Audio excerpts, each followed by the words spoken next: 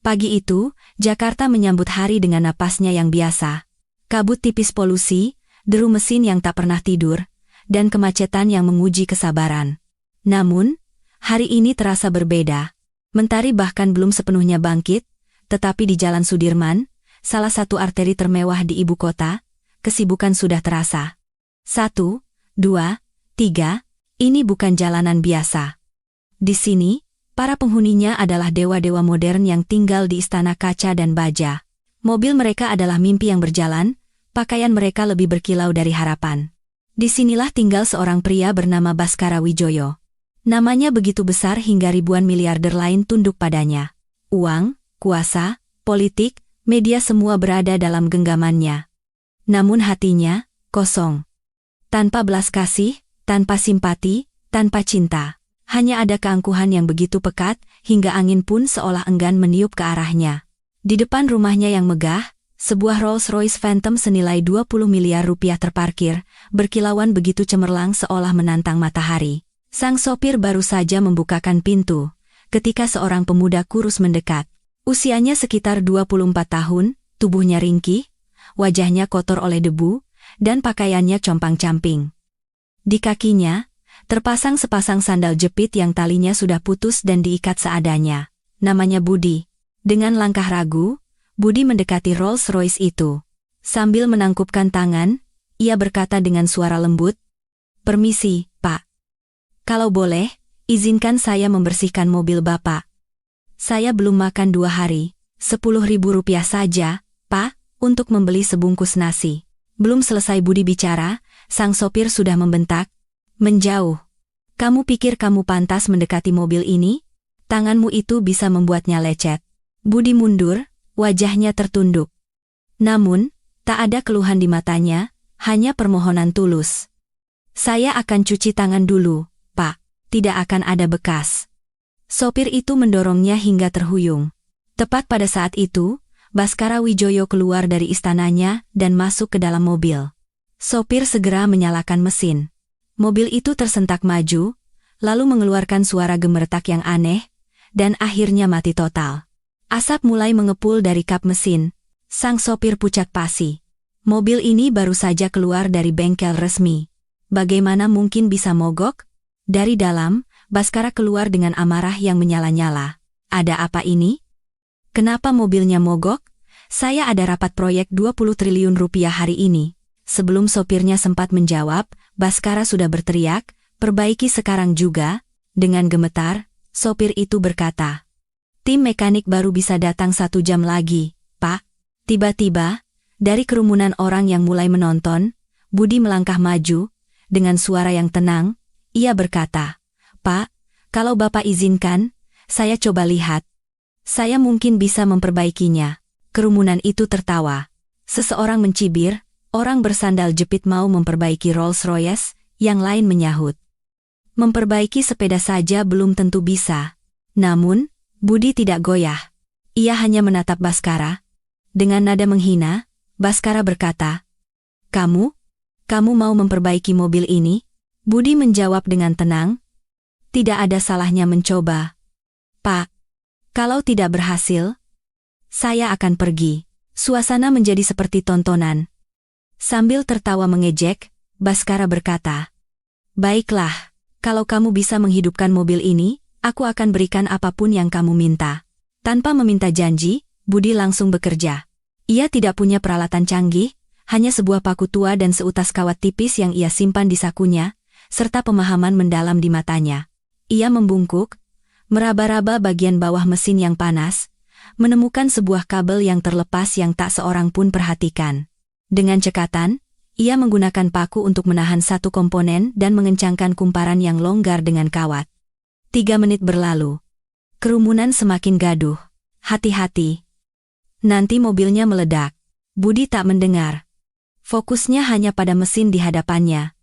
Ia lalu duduk di kursi pengemudi dan memutar kunci. Percobaan pertama. Mesin diam. Percobaan kedua. Masih diam. Tawa penonton semakin keras. Namun, pada percobaan ketiga, mesin itu meraung hidup seperti seekor singa. Kerumunan mendadak senyap. Sopir itu terbelalak. Mata Baskara Wijoyo membelalak tak percaya. Orang-orang mulai berteriak, "Hebat! Dia ini montir sejati." Budi turun dari mobil dengan tenang. Baskara mendekat, "Bagaimana kamu melakukannya?" Budi tersenyum tipis. "Orang miskin belajar banyak hal, Pak. Karena hidup setiap hari memberi kami ujian." Kerumunan serempak bersorak, "Tepati janjimu, Pak Baskara. Berikan apa yang dia minta." Baskara mengusap keringat di dahinya. Untuk pertama kalinya, ia merasa kekuasaannya sedikit luntur. Dengan suara yang sama tenangnya, Budi berkata, "Saya hanya minta satu hal, Pak." Semua orang menahan napas. Budi menunjuk ke arah sandalnya yang rusak. "Sandal saya sudah tidak layak pakai, Pak. Tolong belikan saya sepasang sandal jepit." Seluruh kerumunan terenyuh. Baskara Wijoyo, manusia paling angkuh di Jakarta, untuk pertama kalinya kehilangan kata-kata. Di tengah deru mesin Rolls-Royce dan sorak-sorai orang banyak, Budi berdiri dengan tenang. Tak ada keserakahan di matanya, tak ada kebanggaan di wajahnya. Hanya sebuah senyum sederhana. Baskara, yang beberapa saat lalu ingin mengusirnya, kini berdiri di hadapannya dengan kepala sedikit tertunduk. "Kenapa? Kenapa kamu hanya minta sandal?" tanyanya dengan suara pelan. Budi menatap kakinya yang berdebu. "Agar kaki saya sedikit nyaman, Pak," jawabnya sambil tersenyum. "Selebihnya, hidup ini sudah terbiasa saya jalani apa adanya." Keheningan melanda. Beberapa orang yang tadi menertawakannya kini menyeka air mata. Seorang ibu tua berbisik, "Nak, kamulah orang yang benar-benar kaya." Leher Baskara terasa kaku saat menunduk. Kata-kata Budi menusuknya lebih tajam dari peluru. Orang yang tidak punya apa-apa ini ternyata memiliki hati yang jauh lebih besar dari seluruh kekayaannya. Tiba-tiba, Baskara teringat masa kecilnya. Sebuah desa kecil, rumah bilik, dan ayahnya, seorang penjahit miskin yang setiap sore pulang kerja selalu berkata, "Nak, miskin itu bukan dosa. Tapi kalau kamu sampai merendahkan orang miskin, anggap saja kamu sudah merendahkan ayahmu sendiri." Dulu, ayahnya berkeliling dari gang ke gang untuk menjahitkan pakaian orang, sementara pakaiannya sendiri penuh tambalan. Pernah sekali, Baskara kecil menyebut seorang anak pengemis hanya karena bajunya sobek. Ayahnya langsung menjewer telinganya, dan berkata dengan tatapan tajam, "Pakaian sobek tidak menunjukkan martabat seseorang. Kemiskinan sejati adalah saat hatimu yang miskin." Bertahun-tahun kemudian, di hadapan Budi yang berdiri dengan begitu agung dalam balutan sandal jepitnya yang rusak, kata-kata ayahnya kembali bergema. Baskara menarik napas dalam-dalam. "Sandal pasti akan kamu dapatkan. Tapi, bagaimana kamu tahu cara memperbaiki Rolls-Royce?" Mata Budi sedikit berbinar. "Sejak kecil saya belajar satu hal, Pak. Kami, orang miskin, tidak punya banyak alat, tidak punya banyak kesempatan, dan tidak punya guru, tapi kami punya banyak sekali masalah.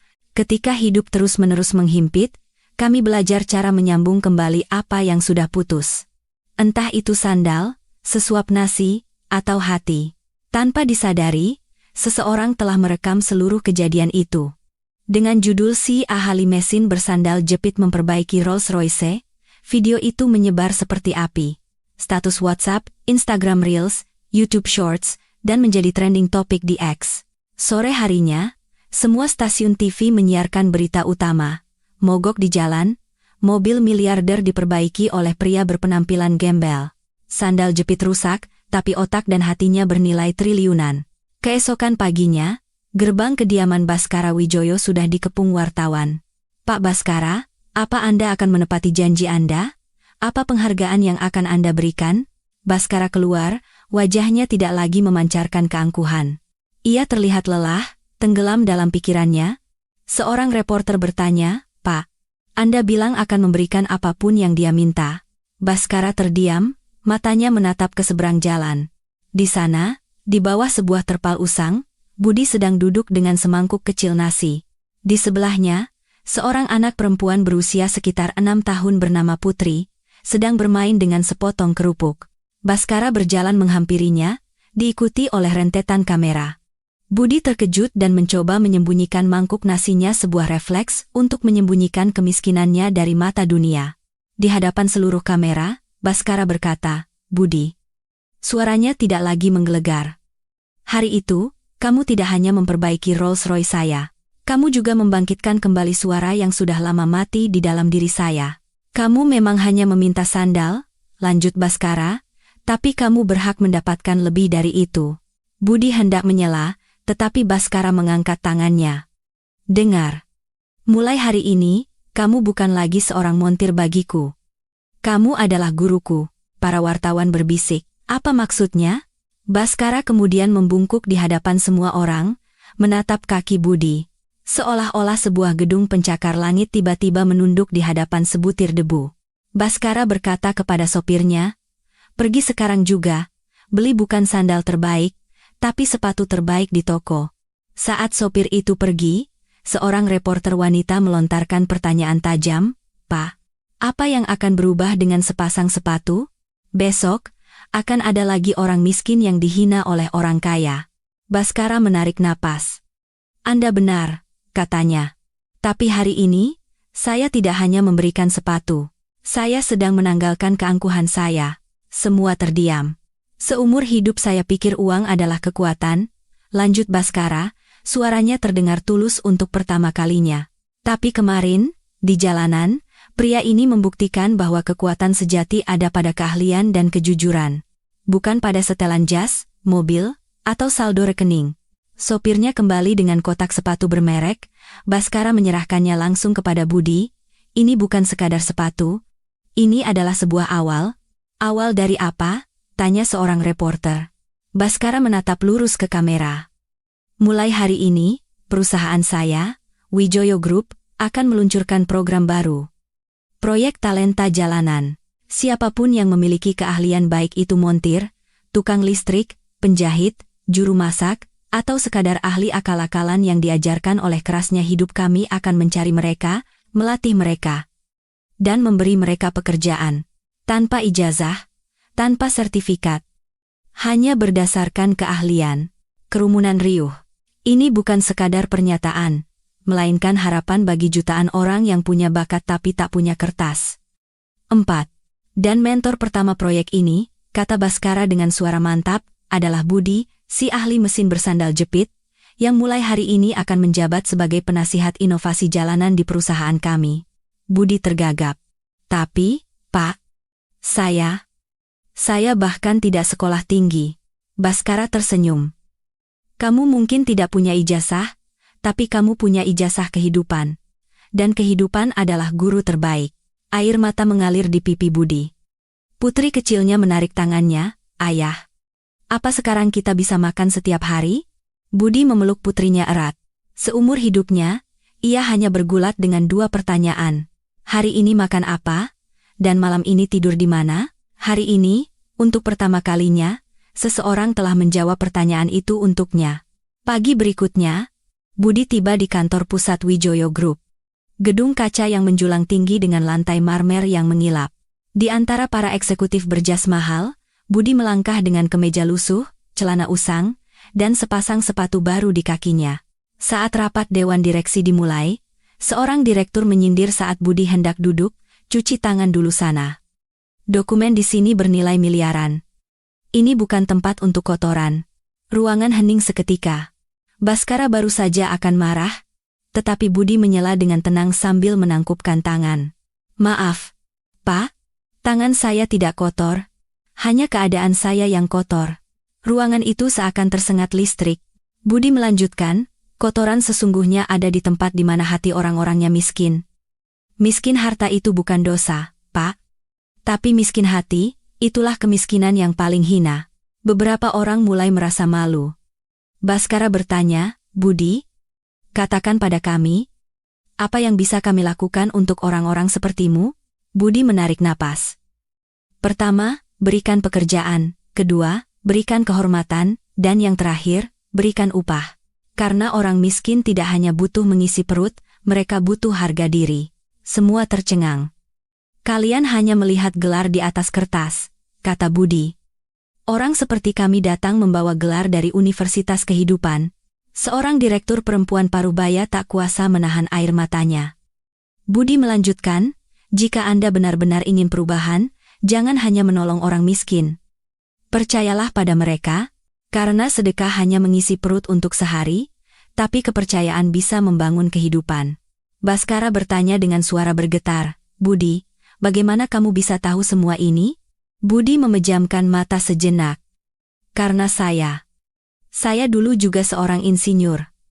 Pak, ruangan itu gempar. Ya, Pak, saya lulusan sarjana teknik mesin, kata Budi dengan suara tercekat. 5, 6, 7. Ayah saya menggadaikan satu-satunya tanah kami untuk menyekolahkan saya, tapi takdir berkata lain. Ibu saya sakit keras, ayah meninggal. Dan saya harus menikahkan adik saya. Semuanya habis terjual. Saat saya pulang membawa ijazah, rumah saya sudah tidak ada lagi. Ia tak kuasa menahan tangis. Putri saya kelaparan, Pak. Saya melamar kerja kemana-mana, tapi mereka tertawa dan berkata orang seperti saya hanya akan menghancurkan perusahaan. Dan hari ini, beberapa orang di ruangan ini masih berpikir begitu. Ruangan itu sunyi senyap. Tak ada yang tahu siapa yang sebenarnya miskin, Budi atau seluruh isi gedung ini. Baskara berdiri. Hari ini, saya mengubah kebijakan perusahaan. Kita tidak akan lagi melihat ijazah, tapi keahlian. Kita tidak akan mempekerjakan orang kaya, tapi orang yang jujur. Dan yang akan memimpin sistem baru ini bukanlah lulusan MBA, tapi Budi, orang yang telah menunjukkan kepada kita wajah kemanusiaan yang sesungguhnya. Tepuk tangan membahana. Beberapa minggu kemudian, di sebuah aula besar, lebih dari 100 orang pekerja keras dari jalanan datang untuk wawancara. Namun wawancara itu bukanlah tes di atas kertas, melainkan ujian keterampilan langsung. Di depan, sebuah spanduk besar terbentang. Proyek talenta jalanan. Kami menghargai keahlian, bukan kemiskinan. Dan di barisan paling depan, tidak mengenakan jas tetapi pakaian sederhana, berdirilah Budi dengan senyum di wajahnya. Putri, anaknya, berlari menghampirinya dengan baju baru. Ayah, apa sekarang kita akan tinggal di rumah yang bagus? Budi mengangkatnya ke dalam pelukannya. Iya, nak. Karena hari ini, mungkin kemiskinan belum berakhir, tapi rasa malu telah berakhir.